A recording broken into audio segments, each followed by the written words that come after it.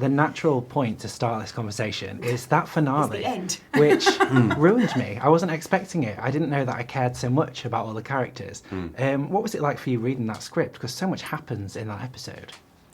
Yeah, table reads are always emotional, interesting sort of places, because some scripts, depending on the writing or the cast that we have in, like the guests, it can go from being a roaring comedy to like a complete tearjerker, and I feel like the finale had a little bit of everything. So it's quite a roller coaster, that session. Yeah, that was a tough read. There's like you had to actively kind of like not get too into it because it was very emotional. And then when it was done, it was just like, yeah, the writers do such an amazing job. They really distilled down, I think, what a lot of the characters were wrestling with the whole season, and then just put everyone to the test, and it was a lovely script. And leaving it on a cliffhanger the way it did, I think the sort of the false hope where you feel like everything is okay, and then the crash was like pretty jarring, and then not knowing like where we go from there or what we're coming back to season 2 is it was pretty emotional for all of us.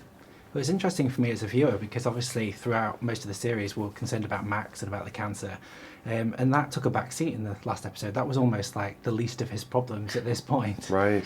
I mean, how was it for you, Ryan, to actually explore more of that dynamic between, Max potentially losing his family and also losing his own life at the same time? Right. Well, yeah, the contending with your own mortality is a difficult thing, and when I'm speaking from the very privileged position of being an actor and pretending about this stuff when there's so many people who are really, battling this disease for real, and playing make-believe and asking yourself those questions is tough space to explore, for sure.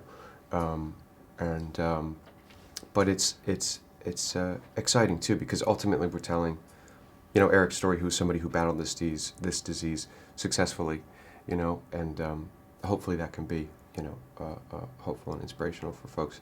And in terms of his wife, the idea of losing not only his wife but his child before she's even born, I think was also emotional. I mean, I shot most of that stuff with Janet, and Peter Horton directed that episode, who's an amazing director, and we were in the trenches. It was a lot and of... we had rehearsal time, didn't we? We but did, I felt yeah, like there was so much to kind of cover in that space of the episode, that we wanted, that was important, like, the stuff that you say about how you'd been so wrapped up in what was going on with you. Right. Yeah. And I think that was really important, because the whole season has all been like, is Max going to be okay? And he gets worse and worse and worse. And then all of a sudden this happening with Georgia, I think that was like really painful. Really for your smart character. writing. Yeah. I mean, I think one of the biggest questions over the series for me anyway is the relationship between Helen and Max, because it's so complex and so complicated, and the two characters become so close so quickly. There's the aspect of, could this turn into an affair maybe? Is it a friendship? Why do they deeply care for each other? What's your take on that? Well, it is, we discussed this a lot, and it is interesting how we do all categorize things in society so quickly, and we put things and people into boxes. It's a safety mechanism, I think, so we know what we are dealing with here. And so I really like the way that this has evolved, this relationship that they have, because it shifts, and it's not anything cut and dry or clear, to the point where I don't even know if they're going to have a big bust up one day and it's like, it's counterproductive that they're trying to work together, or if it's going to go to the next level, or if it's, there are so many possibilities, because we're all so multifaceted as human beings. So at any one time, the person that you are can click, can connect so seamlessly with another person, and at other times it's so changeable, isn't it? Yeah, we were just saying earlier how there's, when you, as being a doctor, treating him and his inability the whole season to really go there and open up and be vulnerable and let someone care for him, I think giving that over to Helen, there's a certain intimacy there that then, we're going to explore, Something else that's been very interesting is, obviously, Janet, your relationship with Floyd. And at this current point in the series, you've no idea that he's just proposed to Evie. I mean, how do you, I know we can't talk too much about what's coming up, but how would you like the character to react to that news? Because she seems very conflicted with her feelings with Floyd, and obviously has had a bit of space. Yeah, and I think she's gone through this whole addiction, rehab, coming back, not even sure if she wants to go back to the hospital, if that's like the healthiest thing for her. And I think having to deal with life as like a sober person is something that I hope that they really explore, and how, she was a very like big force at first, like she was kind of wore the trousers, she was quite flirtatious, and like, oh, let's go grab a drink. I'm like, well, who is she going to be in this next season? Because, you take that element away from her. Is she going to maybe struggle to be that same person that she was, that same confidence, or is she going to rediscover new things? I think that finding out that Floyd is engaged it's going to sting, I think when you find out like your ex has sort of moved on, it will, but I don't know. I think she'll try and be. I think she genuinely really likes him and cares about him, so his happiness is important to her. But she's the one left behind, isn't she? So. And it depends whether your defences go back up, because everyone's seen you exposed now. Yes. Everyone's seen you vulnerable. Everyone's seen you wide open, and so it's like, are you then going to go in, and is she going to become the person that she was again, or just remain open and let people in? So one of my favourite moments in the finale is when Lauren and Helen actually have that moment of understanding one another, and they resolve that conflict that's been there all series. Because I was a little bit disappointed, I felt, to begin with, that there was women against two women. We said that. But then realised actually... let's make the two women in the show like be at each other, and we've both felt that, because we were like, that's not... especially you don't want to show that all the guys seem to get along fine. It's like, let's make these two women like at each other, and I think it was important that they address that.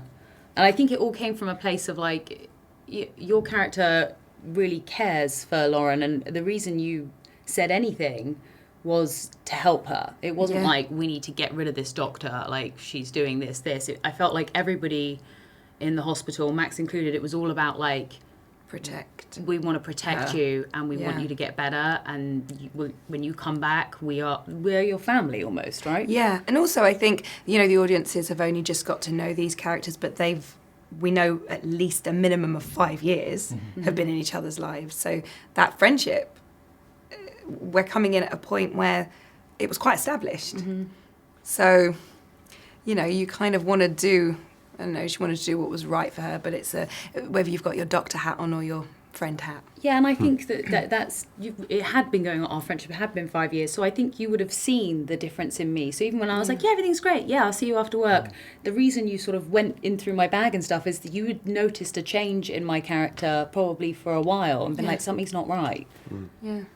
Like you do with your friends, right? You know when there's something going on. Well, that's why I was so pleased to see that moment where they didn't really need to say that much to one another just to have that understanding. I thought it was such a powerful moment. Yeah, it was well written. I mean, Ryan, for Max, going into season 2, obviously new father, still got cancer, potential new treatment, maybe losing one of his closest people. Where do you think we are going to see him and his journey in season 2? Goodness, I'm curious to find out myself. But I do think that because of... what happens in the finale, he's going to be changed, he's going to have a new outlook on life. And, there was that lovely moment that Janet mentioned where, with this disease, you spend so much time focusing on yourself and your treatment and worrying, and then you go, oh my God, the people around me, I could lose them. And so I think now being a father, he's really going to have to look outward, and, he's got to get better, not just for himself, but for this child. And I think... I'm excited to see myself. I think he's going to be different. I think he's going to be wrestling with some new things. Do you think he's going to have the baby like strapped to him as he's going around? Yeah, I think I'd like a baby Bjorn and then just on the go, just moving. Yeah, that's genius. Yeah.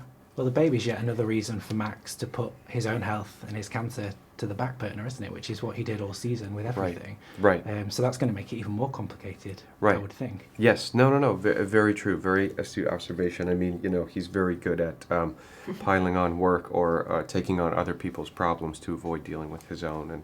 And it is another reason to look outward and not inward. But ultimately, to be a good father, he's got to I think, deal with that stuff, and of course be there, and deal with this illness. It'll be interesting to see when we come back season 2, if we come back exactly at the point where we left season 1, or if there'll be like a time jump or something like that. Do you know what I mean? Where if it's going to pick up right after that crash, or maybe it will be like a week later. I don't actually know from the writers. Well, it feels like it's going to fundamentally change for every character. I mean, the show that we know in season 1, I don't feel is going to be the show we're going to step into in season 2. It's going to be a lot of trauma to get through, and a lot of issues and personal things. I mean, one of the things that's been continuous through season 1 is Helen's desire to have a kid, and then meeting Akash, and then thinking, should I have that kid? Should I not? Should we do it now? Where would you like to see that journey go in terms of Helen's? I would definitely love to see it explored further, because I have women speaking to me all the time about, the perception of this career woman on television is the click authoritarian sort of bitch figure who doesn't want a family and is fighting her way through the corporate world or whatever arena she happens to be in, or the mum. And then, so I absolutely love that you're getting to see this professional woman who doesn't want to change her lifestyle so much in that way, but she also does not want to miss out on motherhood. But it's not the right time, so then we go down the freezing of eggs route, which no one's really talking about on mainstream television either, which I'm hats off to NBC for starting that discussion. And so, I would love to see her explore. We're talking about donors. I want to see her explore maybe, single parenthood and all of that. So I think it's great that we can, but that's what's great about the show as well. You're seeing these people in a professional capacity, and the possibilities are endless there, but so are the possibilities in their personal lives. So it could go in any which way. And also for me, this show, what separates it from other medical dramas particularly, is it does feel like it's much more about human interaction, human connection. Almost less about the medical side of it, which is interesting given you're a medical drama. I mean, is that exciting for you as actors to be able to flesh out these, multifaceted 360 characters?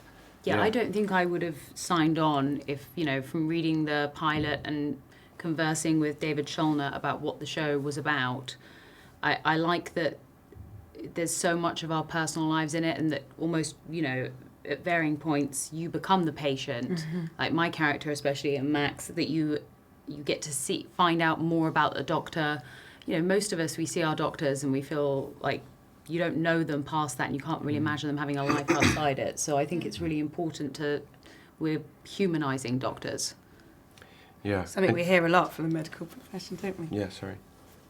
No, go on. Just to your point about human connection, I think, there seems to be a problem these days of treating people like the other, or focusing on what separates us, and so it's nice to get into this show that's about cutting through that and finding out, what people share, what they have in common. Like you said, doctor being the patient, or a patient providing advice to a doctor, vice versa, and, treating people as people, not as a bill or as a type of person, or as a whatever it may be, or someone from this part of the world or that part of the world. And so there's that aim on the show, which it's exciting to me.